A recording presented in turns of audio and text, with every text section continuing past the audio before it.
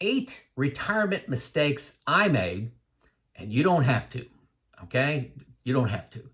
Plus, I got bonus material of 6 things somehow that I did right and worked out great for me. So hold on for those. Total of, what's that, 14 things for you on your retirement journey. First thing, for those that I have not met, my name is Joe. I'm 59, I've been retired for 5 years. Purpose of my channel is to give real life experience of my retirement journey, the transition from about 5 years before retirement to 5 years after. What's that like? What did I wish I knew earlier? What lessons did I learn? What did I do right? Okay, so 8 mistakes that I made. This is my pre-retirement thinking, okay? So back up 5 years in time. What I wish I would have done different. Number 1, alignment with my spouse. Folks, I was focused 100% on money and a little bit of what I was going to retire to. Not a little bit, more than a little bit, what I was going to retire to. My wife and I talked a little bit about traveling more, but what was an average week going to look like? What was an average Tuesday going to look like? My wife's opinion of that and mine were different. She thought we were going to be doing a whole lot of things, not just a whole lot, everything together. And my thoughts were, hey, we were going to do a lot of things together, but we were going to do a lot of alone journeys. I just wish we would have talked about that a lot more. Had a few arguments, but it all worked out great. We got there. She's got her own journeys. I got my own journeys, and we did have a lot of journeys together. I think that's important where we ended up. Just an average day, what that's going to be like. Have that discussion. I didn't. Number 2, full understanding of sequence of return risk. Folks, I had my buckets of money lined up. Bucket 1, 4 years of expenses. Bucket 2, 4 years of expenses. Bucket 3, everything else. But I was mainly doing that because I was retiring at 54. So I needed some money to live on before I turned 59 and a half. So I had some things out of the market, and I was I did the right things, but I really didn't understand why as much as I know now. Sequence of return risk is extremely important when you're retiring. You got to understand that. Look that up. It's just poor market returns early in your retirement can be a major deal despite having the same compounded annual growth rate. So you can't just put in 7% return flat rate. It's just a huge deal. I wish I made that mistake and it worked out okay.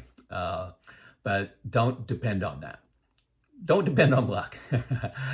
Number 3, this is a big deal. Stop chasing returns, okay?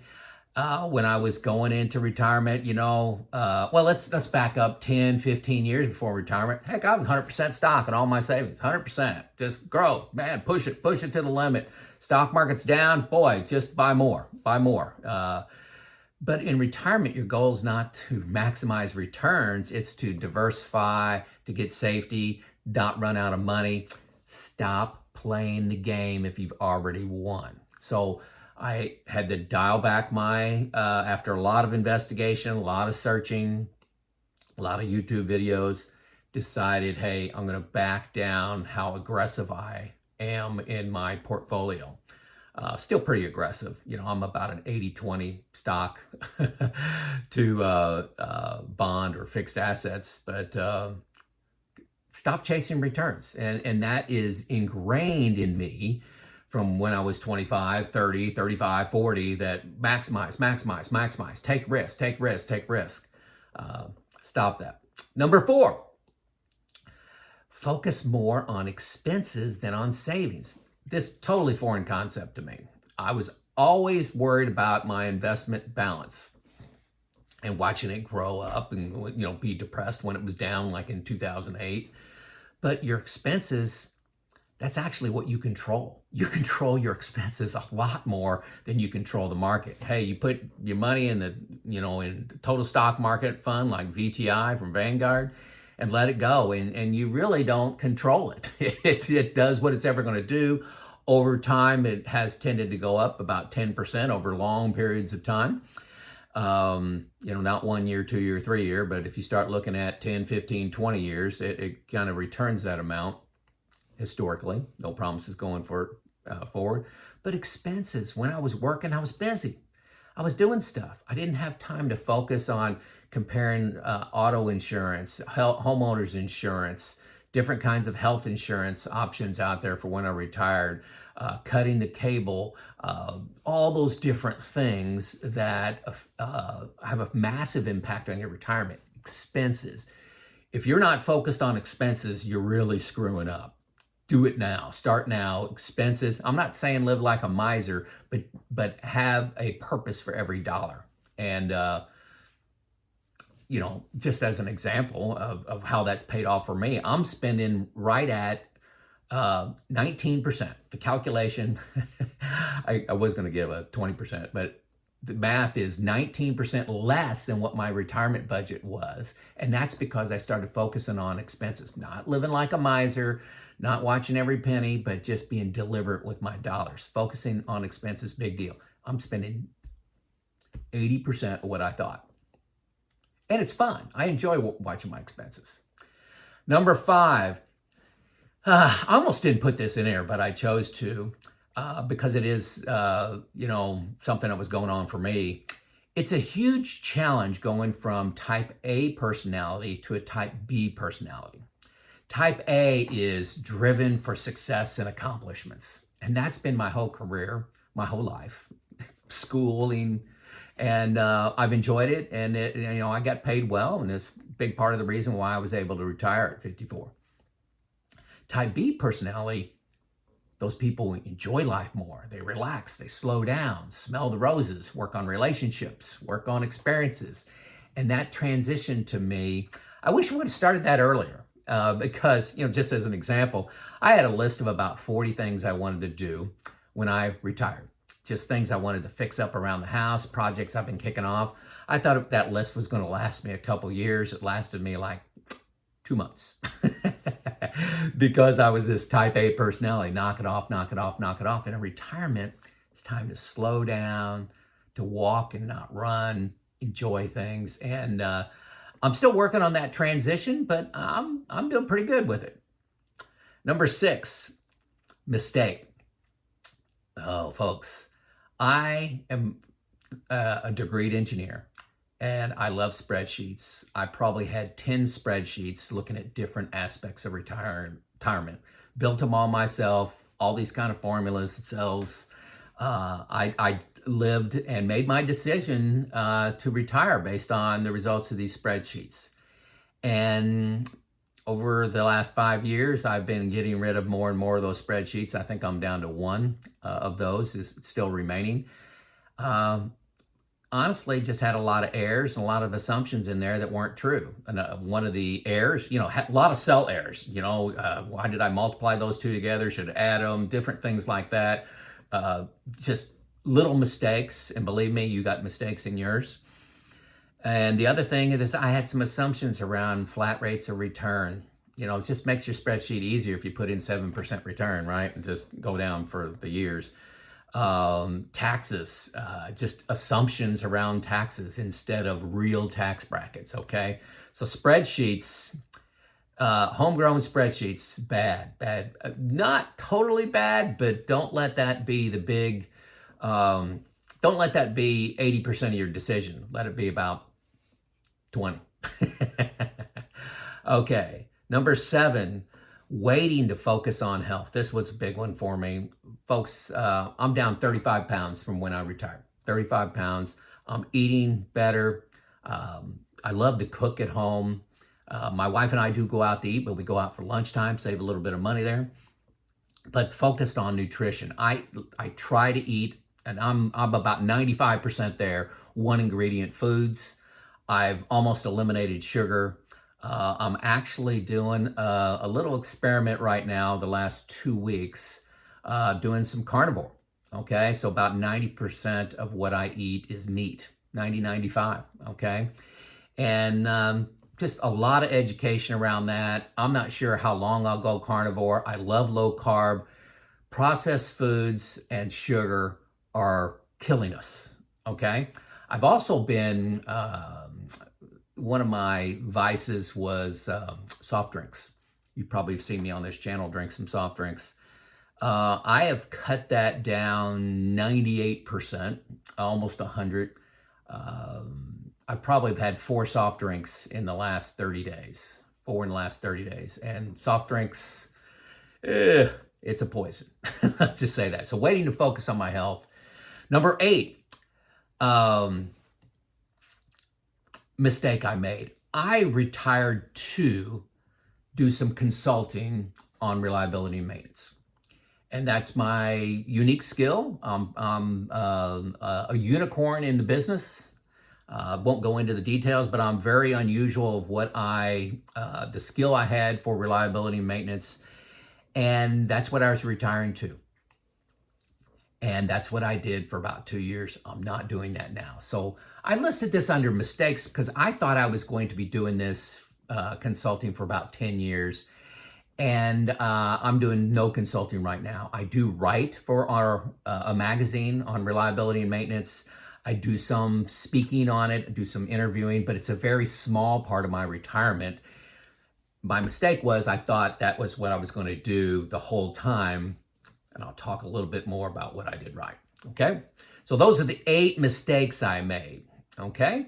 Bonus material. Almost didn't include this, but thought it would be a better video if I did. So what I did right, and some of these weren't extremely thought out. It just kind of lucked into them. But I want to make sure that you understand the power of these. Number 1 is I started an investment group. This was about a year before I retired. I'm pretty sure it's around that. 2 other people. We do intimate sharing. All of my expenses, all of my balances and all theirs, all my fears, all my plans, 100% shared. These people give me feedback on what I'm doing wrong. We have study topics like trust, long-term care, timing to Social Security. We don't have to make the same decision, but we learn together and we challenge each other in a loving way. I love that. Going it alone in retirement is a huge mistake. The biggest mistake I see people making. I used to do retirement coaching and almost everybody's going it alone. And I'm saying 8, 10, 12 mistakes in people's plans, just simple oversights that were obvious to me just because I'm a second set of eyes, not because I'm any smarter. But it's a huge mistake to go it alone. Allows me to sleep at night. And confidence to spend money. Confidence to spend money, folks. That if you don't think that's going to be a big issue for you, you're wrong. If you're living off your investments, if you got pensions, okay, you're a different category. But my investment group, going it alone, and if you can't figure out how to start an investment group, you may choose to hire a financial advisor. You may choose to hire one assets under management. You may meet with one every 2 years. If you want to start this process, the second link below is a group called Pickle. They'll give you a free 45-minute conversation on your topic, whatever you want to talk about. Timing to Social Security, do I have enough money?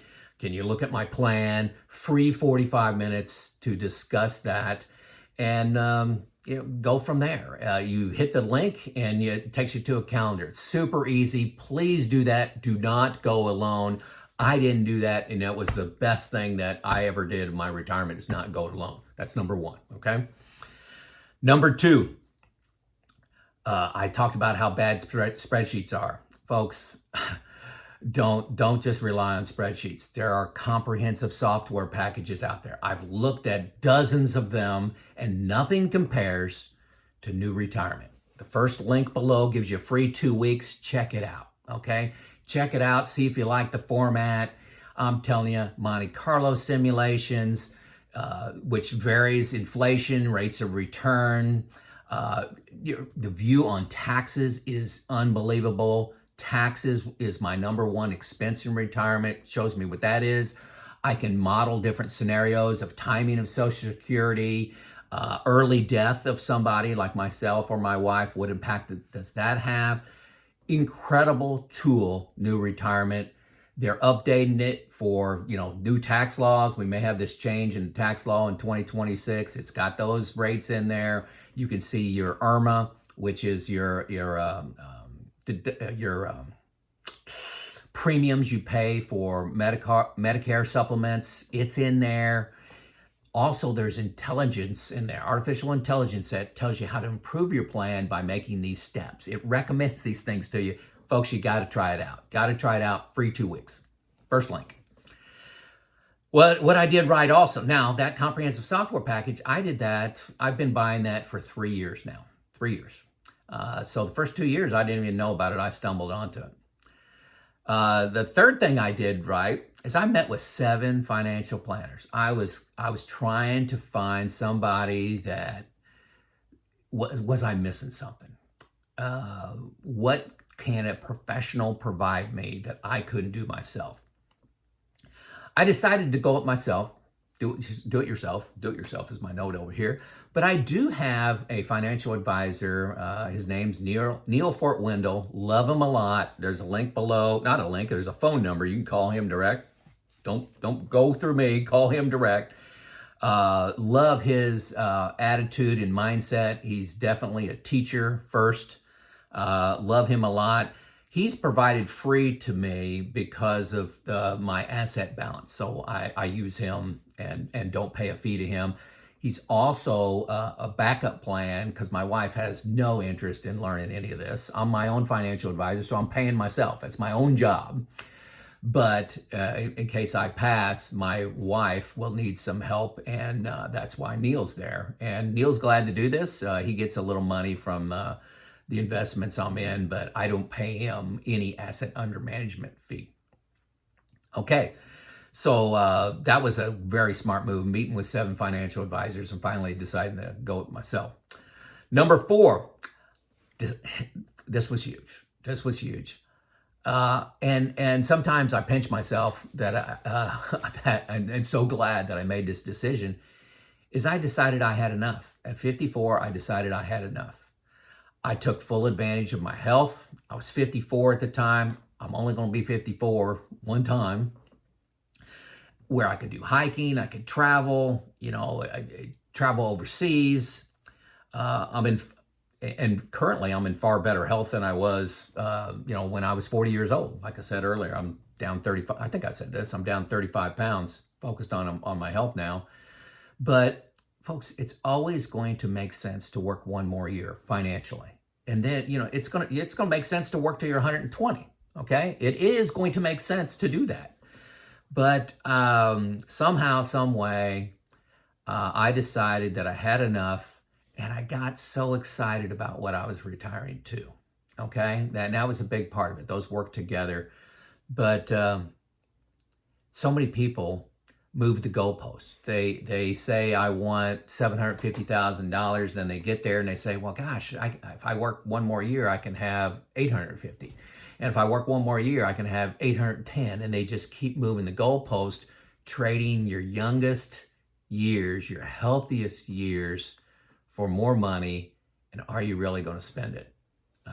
So deciding I had enough was huge for me. And this is one of the biggest problems I see with retirees. And I've coached over 300 of them. Number 5, and these kind of somewhat overlap a little bit. I jumped. I decided in the 4th quarter of my life, okay, and that's to use a football analogy. In the 4th quarter of my life, I decided to control my own time and stop exchanging it for money. I focus on experiences, relationships, learning, helping others. This video, for example, trying to help others. It's hard to make that decision to jump. There's a lot of fear in retirement, fear of, running out of money. It takes a lot of courage. I'm telling you, it takes courage, but you can do it. I did it. It makes no financial sense to do, but yet I did it. Okay. And that's something I did right. Decided I had enough, and just you're never going to be 100% sure. I was probably 60% sure I was making the right decision, maybe 70. Financially, I knew I was in good shape, but good gosh, I would be in better shape if I waited a year. So jumping and controlling my time was huge, looking back 5 years. Number 6, and this is another big one. All these are big. All these things I did right were big, and they didn't seem this big at the time, but reflecting back 5 years later, were huge. Number 6, I actually fell out of love with stuff, my image, and my ego. And ego is a big deal. A lot of people's jobs provide their ego boost. Who am I? Who am I? I'm just Joe. I love being just Joe. I was Joe the plant manager, Joe the engineer, Joe the consultant. Now I'm neighborhood Joe. And stuff doesn't excite me. Getting a new car. I drive a 2011 car with, I think it's got 193,000 miles on it, that my wife used to drive, and it's a minivan. Now, how many guys can pull off a minivan, And it doesn't bother me in the slightest, but I know it bothers a lot of other people. But I don't drive it very much, and it's real universal. I mean, it's a utility vehicle. I can haul a lot with it. But I don't get my ego from my car, don't get my ego stroked from my job. And, stuff just doesn't excite me. I'm focused on relationships and helping others, giving back, learning. These are some things that I did right. So let me know if I missed anything in this list, something that was, a mistake you may have made in retirement, or something that you stumbled into and did right, okay? If you can't think of any other comment to give, let me know where you're from. I really do. It is exciting to see that about 30% of the people that listen to me are overseas. I get a kick out of that. And knowing what city you're from, if you're from the United States, I love it. So leave that as a minimum as a comment. All right, it's Joe out.